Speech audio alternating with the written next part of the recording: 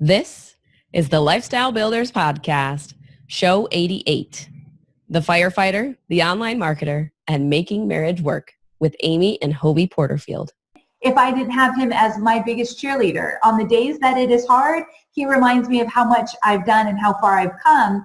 And on the days that I tell him, I don't think I can do this, he almost laughs at me like, babe, you've got this. And so I wish that everyone had a spouse that could do this for them. And if they don't, then you got to find your girlfriends and you got to find your tribe that will. Hi, Ariana here with a quick PSA about why this topic is so important to us. Tom and I know how challenging it can be to start and run a business, to take care of your loved ones, and on top of it all, to keep a healthy relationship with your spouse. It isn't easy, and that is why we created our Lifestyle Builders Mentorship Program. As a special offer during this very special Couples and Entrepreneurship Month, we'd like to invite you to get started with your first month of Lifestyle Builders for only $1.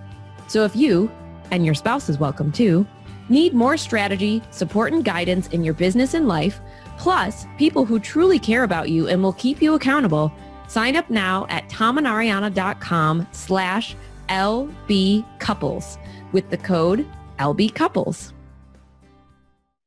A little bit more about our guests before we dive into today's show. Amy is an online marketing expert and educator and the host of the top-ranked podcast, Online Marketing Made Easy. Amy has worked with mega brands like Harley-Davidson Motorcycles and peak performance coach Tony Robbins, where she oversaw the content development team and collaborated on groundbreaking online marketing campaigns. Through her best-selling marketing courses, thriving social media community, and popular podcast, Amy inspires a grounded, tangible, and self-affirming sense of, wow, I really can do this for over 250,000 online entrepreneurs. Hobie Porterfield, the love of Amy's life, is a San Diego firefighter and an amazing dad to their 16-year-old son, Cade. Over the years, both Amy and Hobie have found a good work-life balance with their two demanding careers. All right, this might have been one of my absolute favorite interviews that we've done on our Couples and Entrepreneurship series so far. I know we probably have said that multiple times. I was going to say, yeah, it's probably if you've been listening to this series, we've said it multiple times. But I swear, this one is for real. If you are in the online business space whatsoever, you probably have heard of Amy Porterfield. And I just love how open and honest they were on this interview, how down to earth, and they just shared so many really good tips and tactics for kind of keeping your marriage strong while you're running a really successful business. Yeah, well, so here's one of the things. Like, Amy is legit one of the nicest and most humble people, and she's had a lot of success. And part of what was really cool about this episode is we get to dive in and hear from the other side. Mm-hmm. It's not often, and I think it's becoming more common, that you have actually the woman who's kind of taking the lead. And we talked with Hobie a little bit on, was there any doubt when Amy said she wanted to leave her job? He's like, nope, I was supportive. Was there any concerns when she started making more money? And I just love kind of hearing his response to those things. And then even just especially if you guys are watching the video, seeing the dynamics and back and forth between the two of them, because oftentimes you don't get to see kind of that husband and wife dynamics of entrepreneurs, and a lot of it comes through in this episode. Well, they said this was the first ever podcast interview that they've done together. We do have that effect on people, which I'm pretty pumped about. So without giving you any other spoilers for the episode, we will let you guys dive in and enjoy. All right, everyone, I'm so excited, so excited I could jump up and down and shout to introduce you to the couple we have on today. We have Amy and Hobie Porterfield. Thank you guys so much for coming on to our Couples and Entrepreneurship series to share all the juicy goodness about how entrepreneurship has entered into your relationship and just kind of had you guys go through some challenges and overcome some things.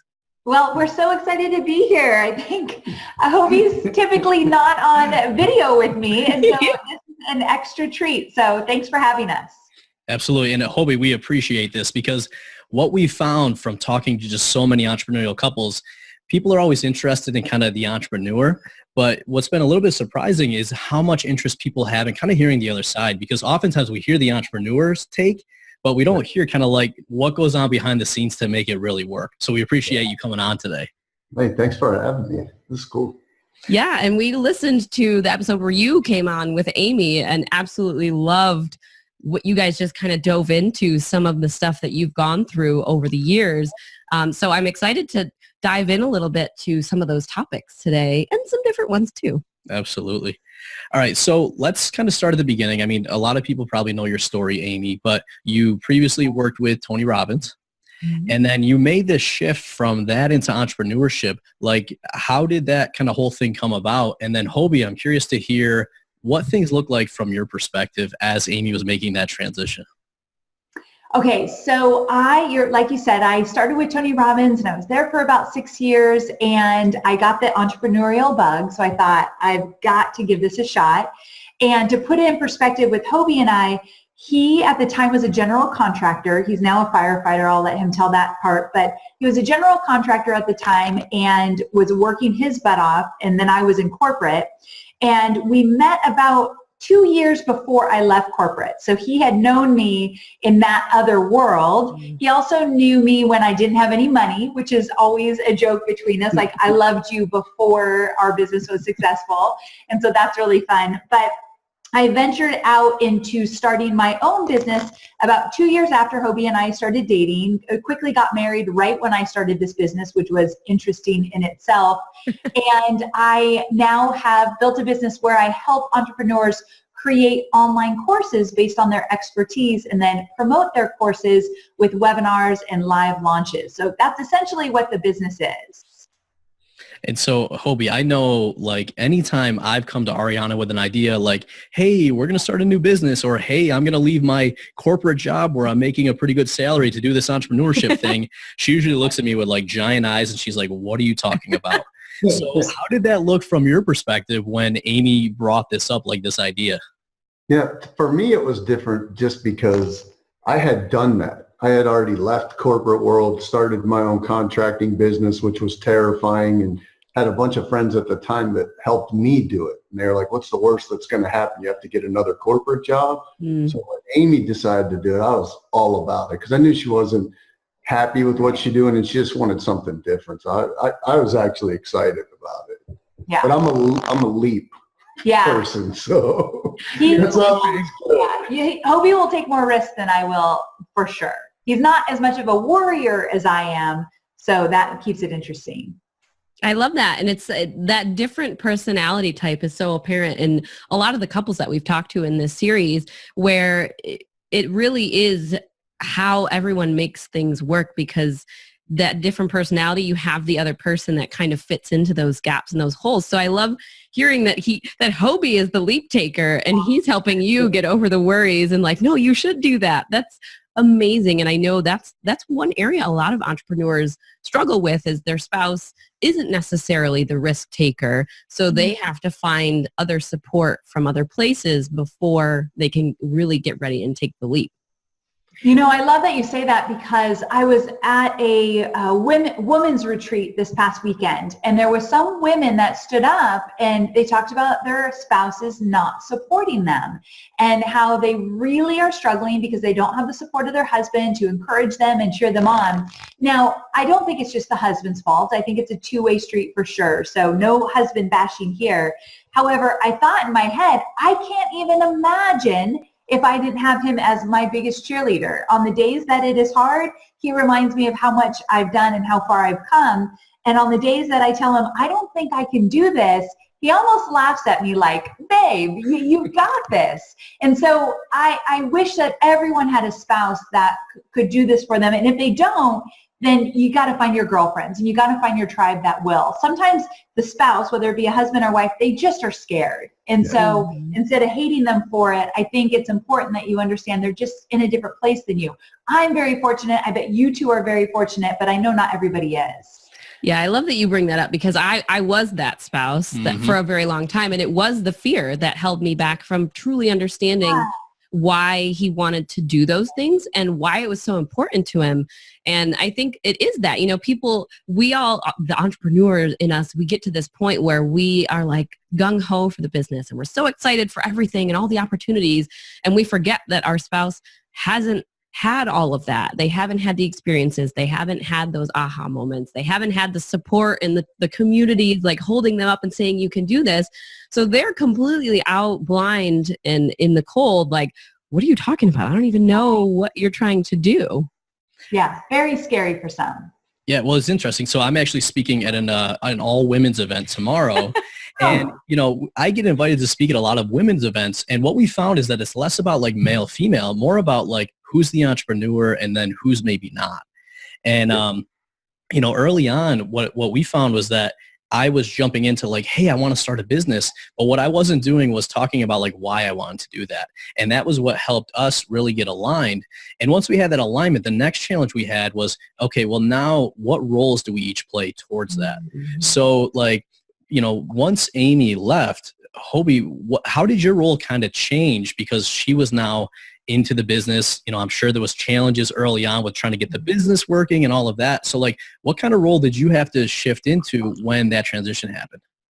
Yeah, in our relationship, I think I really had to turn into cheerleader. Like that was the biggest thing. Cause I know she was nervous about, what the next check was coming, and I wasn't as worried about that for some reason. I know, looking back, why weren't you? We were in debt, for the record. We did not have any money. But that's a contractor's life. Like I have $150,000 in the bank. I'd have nothing in the bank. Yeah.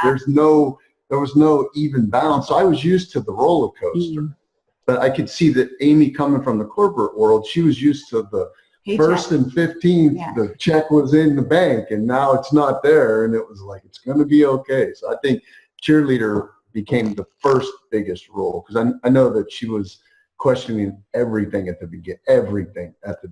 For sure. But I think it changed, though, over time. So once he's still my biggest cheerleader, but once I started to have success in the business, and once we started to make consistent revenue, one thing that Hobie did that was amazing, and talking about like a husband taking this role, to me says so much about him.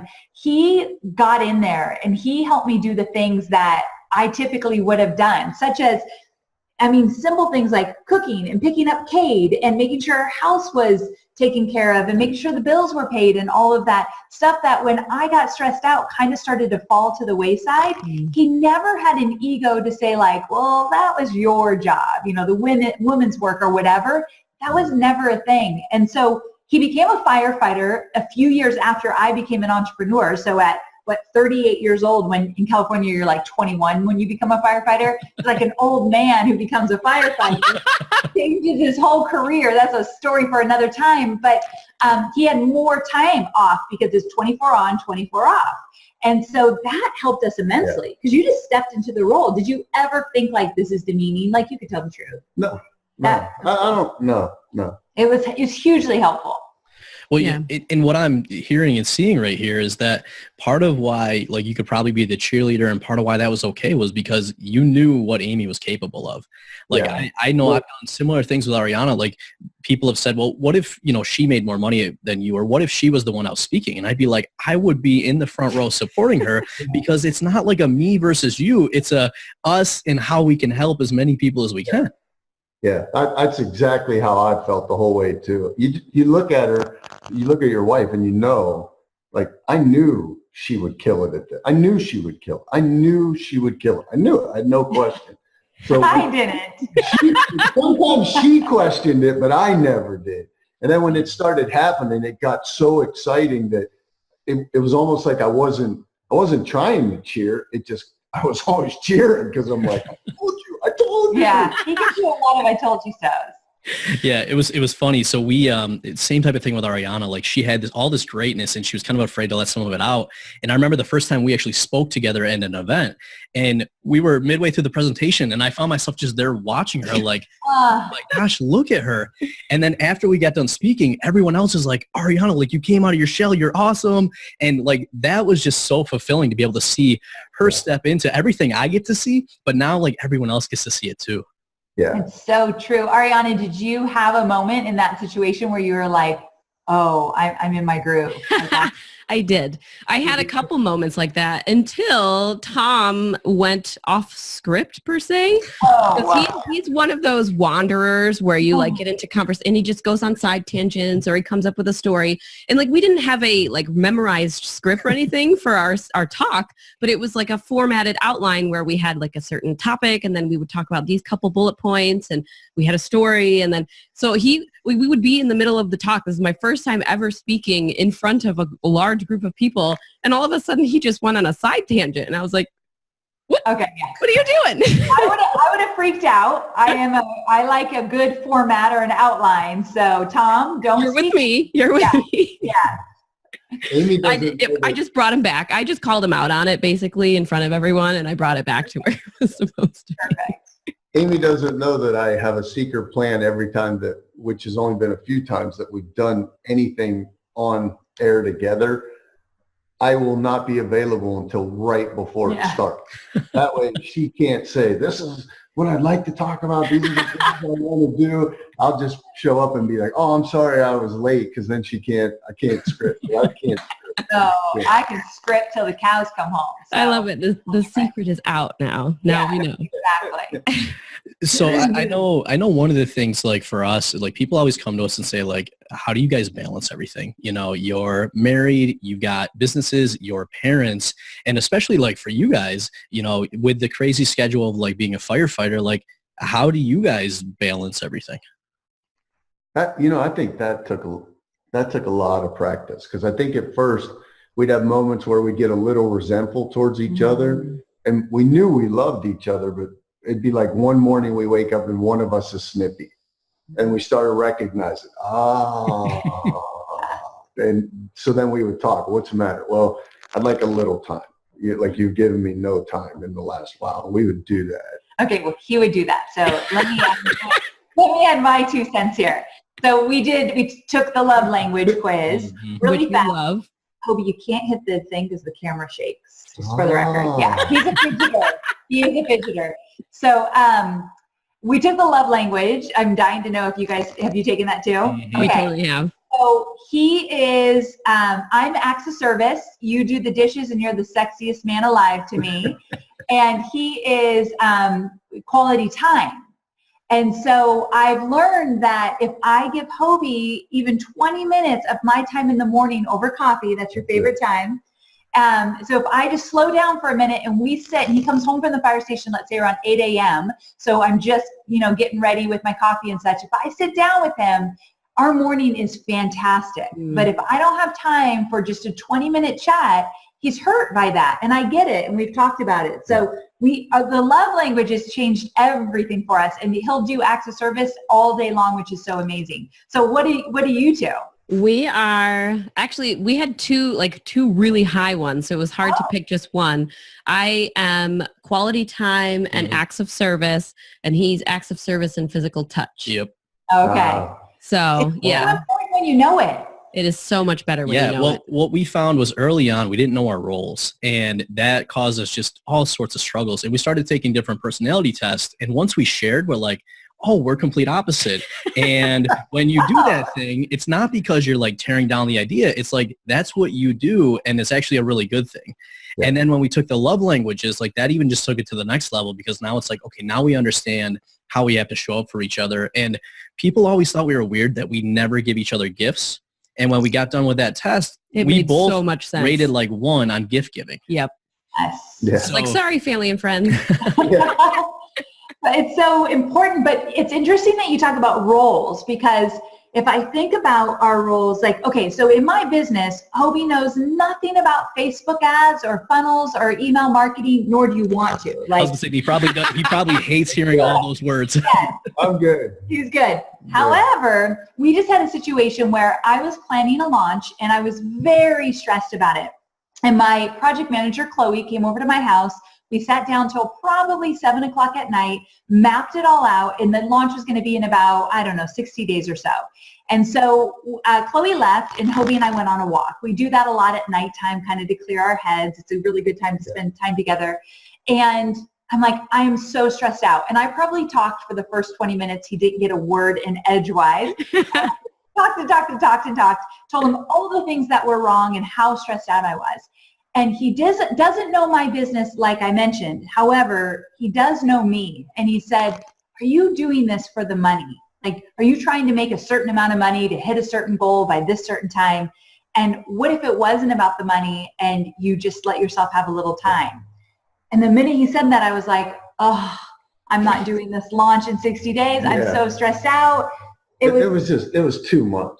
And that's, to me, the one thing I like about, like, when we were talking about those love languages, every time Amy would tell me something that was going on, in the beginning, I wanted to fix it. That's all I know how to do. The language, I would try to fix it. And finally, one time she got tired of my giving her suggestions and said, sometimes I just need you to hear me say it. And I'm like, wow, what a concept. Like, that took practice of the next 2 years for me to look at her and go, yeah, but for this time, you mentioned, like, you gave your 2 cents. Why do you think you felt good about that? Because I wasn't trying to fix anything. All I was saying, this time I was just, why are you doing this? Because it sounds stressful. Don't touch the table. Well, I was going to say that was one of the biggest epiphanies and challenges for me too, was always trying, like, that's what I do. I fix things. Like, when I work with clients, I fix things. And having to kind of hold myself back and let that go was a big challenge. But what I also found was that when we started asking each other questions, just like you did, it's not necessarily making a statement, but it's making that other person think. And usually through that, we get more clarity around either like what's bothering us, why things aren't working, why we're stressed out. And then we can solve that problem together rather than like me jumping in and being like, all right, I got to fix everything. Well, that's actually the role that I played for a long time. We used to call me the reality checker, because he's the idea guy, and he would come with all these like grand ideas of these businesses we were going to build. And what he saw as me tearing the ideas down was really me just asking questions like, well, what's the point of this? Or what's the end goal? Or what are we trying to do here? And I think that role can be a very important role for somebody in your life to play, but it's also very hard because it has to be played by someone that's close enough to you to know you well, but it also can be sort of hurtful sometimes when the questions are asked in a different way or maybe not the right way. Oh, yeah. We've been there before where his delivery around something, I felt like he was putting me down for my decisions or why I was doing something, and I would get snippy, like, I don't want to talk about it, kind of thing. That's my favorite response. I was going to say, Hobie, I think you and I are very similar. Oh, Mary. So I'm curious because you brought up, like, is this about the money or is this about something else? So obviously you have a successful business. Hobie, what keeps you being a firefighter? Because we hear a lot of people say, like, well, I want to, bring my spouse home or, have them not work their job. Yeah. So obviously you guys aren't in that situation. I'm just wondering, like, why is it that you're still a firefighter if it's not about the money? Yeah. For me, I got really lucky because Amy's father is a retired firefighter and our brother-in-law is a firefighter. So I didn't even know this was an occupation. I'm from the East Coast originally, and it's all volunteer for the most part, except in big cities back there. So they introduced me to it, and I loved the job. Like, I love my job. So I can't imagine. I mean, I'm not saying that I wouldn't, but maybe one day. Right now, I really like the job. Yeah, and I have to admit, like, if we were being really, really honest, definitely the business makes enough money where you don't have to work, although because he's a firefighter, is the best health insurance ever, and that's expensive for entrepreneurs. So his job definitely benefits us. However, if he didn't work, I did come from a blue-collar working family. The dad made all the money. My mom was a stay-at-home mom, very traditional gender roles. And if I had a husband that didn't go to work, I hate to admit this, but I'm just going to be really honest, that I think that might bother me a little. Like, I'm working my butt off. I work a lot of hours in this business, and not that you'd ever even want that. Like, you're not the kind that can sit on the couch and watch football all day, but I might get a little bit resentful. And I hate that about my personality, to tell you the truth. I love this man through and through, and I want him to be super happy, but I don't think either of us have that kind of personality. There's no way I could find enough things to do to make me feel okay with her working all day long while I'm not. Yeah, that'd be I don't tough. think I could do that. Although I might want to retire and he could support me. There you go. I think what it is though is you each have your own thing. So it's not necessarily that, you know, I know a lot of people that say like, I want to retire my spouse. It's actually becoming more of a buzz phrase these days in the entrepreneurship world, but it's more, I want to give my spouse freedom to do what it is that you want to do. So I think that's really what you're looking at. So is whether that's freedom with a paid career or freedom with some sort of impactful, maybe you get to volunteer doing something that you love, or you give your time somewhere. I think that's more what I would be looking for. I don't ever want to retire per se, but I don't necessarily want to work 40 hours a week for that. But I would definitely want to give my time. Yeah, let's say one of you stopped working because you felt passionate about a cause and you wanted to give to that. Like if Hobie said, I've got this great cause. We talk about starting a charity. And if we started our charity and you wanted to run that, oh, by all means. Yeah. I'm glad you brought that up. That's a good way for me to look at it, because all of a sudden I saw him in boxer shorts, no t-shirt, football, eating popcorn or something. Like it wasn't attractive. So, yeah. Well, and like, it was funny. I always said that I wanted to quote unquote retire by 35. And I had a mentor who actually said, you know, Tom, you don't want to retire. He's like, you'll never retire, but what you're going to do is have more freedom to do what you want, when you want, with who you want. And I was like, that's absolutely right. And then I kind of had this view of like what Ariana wanted, and what we've had to do several times was kind of go back and say, because she got pulled into the business basically because I was overwhelmed, and she's like, I need to help you out. But we had to go back several times and be like, is this what you want to be doing, or is it something else? Because at the end of the day, we both have to be fulfilled with what we do, and it doesn't necessarily have to be us working together. But by having those conversations, we could then get super clear on what was important to us and what we wanted. Yeah. Yeah, makes sense perfectly. It is funny when you look at everything. To me, I feel like we're a great team, but I don't think we would be good working directly together. Yeah. But some people are and some people aren't. Some people can, but I don't think our personalities have enough differences that I don't know that would go real well. I always tease him. I think it would ruin our love life, if you know what I mean. That would be too stressful. We're just too different in that sense. And I'm very bossy. And so if I wasn't so bossy, I think we'd probably be better. I know. So I try to keep the bossiness just to my team.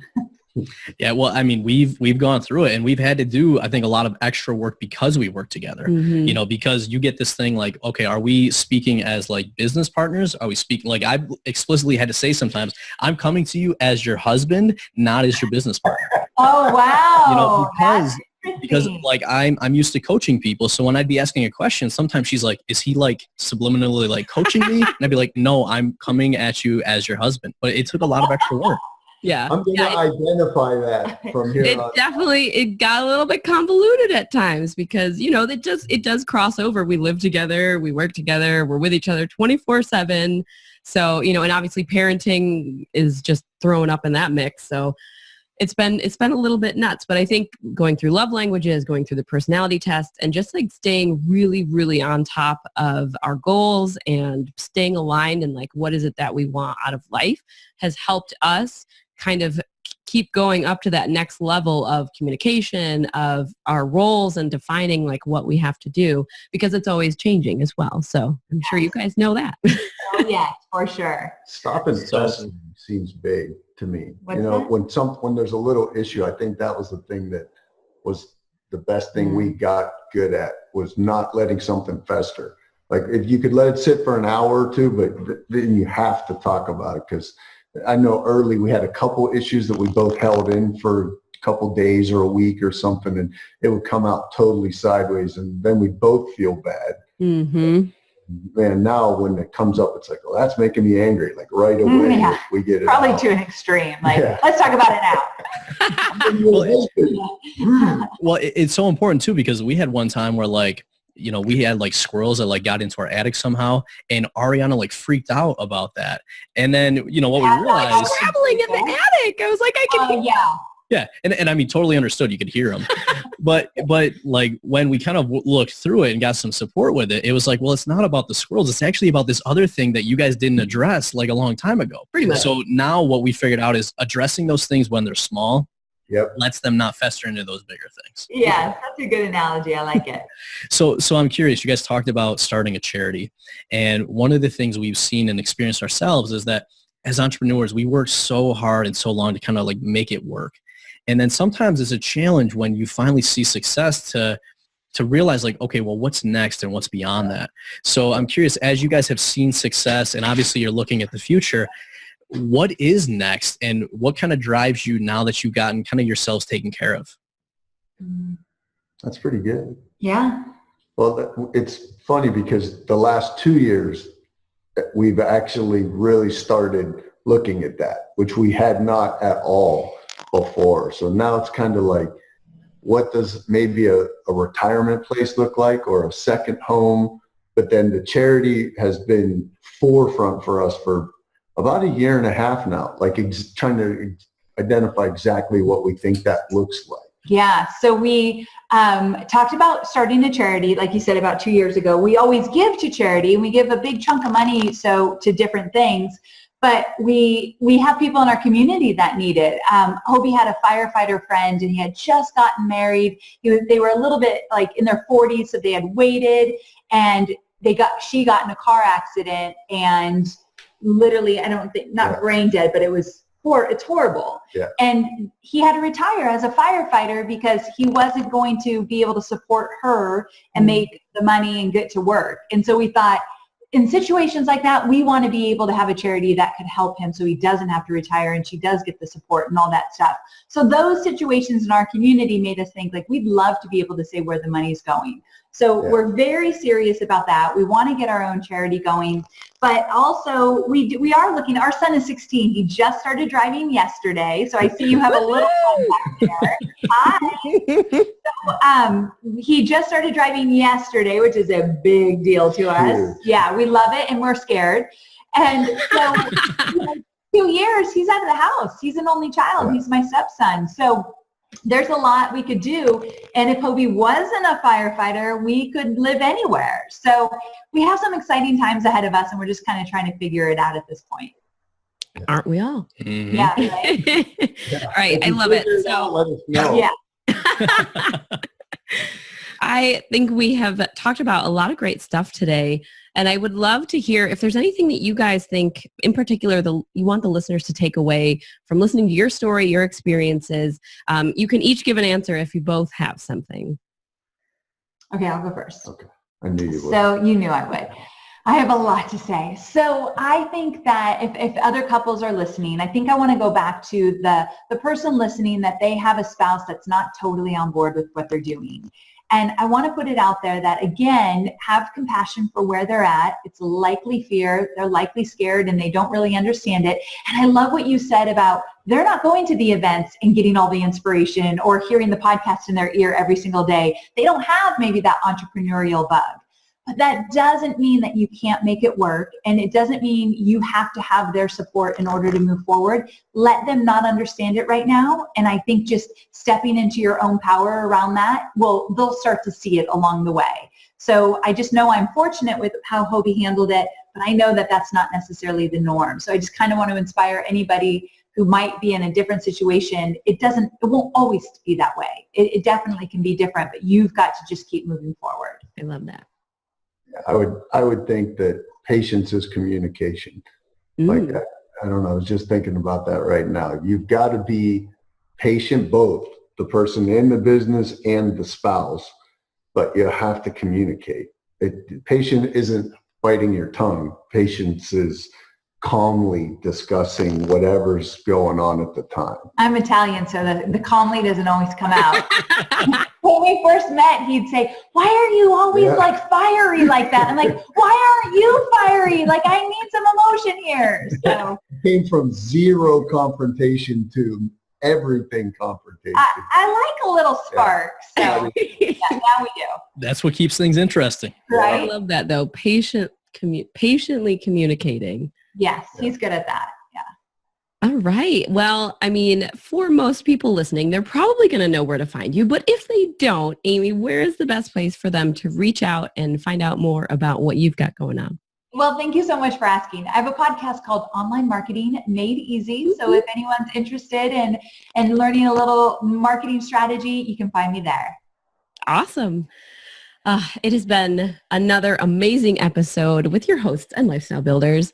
And we just want to give a huge thank you to you, Amy and Hobie, for coming on and sharing all of your wisdom and your honesty and all your stories with us here today. Thank you so much. Really fun. Thanks, guys. Absolutely. And for everyone listening, I want you guys to remember that it's your life, your business, your way. We'll see you next time. Hey, we hope you enjoyed this episode. If you know another entrepreneur who may benefit from hearing this show, we would so appreciate you being a good friend and sharing it with them. And just a reminder, as a special offer during this super special Couples in Entrepreneurship Month, we'd like to invite you to get started with your first month of Lifestyle Builders for only $1. Sign up now at tomandariana.com/LBcouples with the promo code LBcouples. Are you a Lifestyle Builders podcast fan? We'd love to hear from you. Head on over to tomandariana.com/iTunes and leave us a review.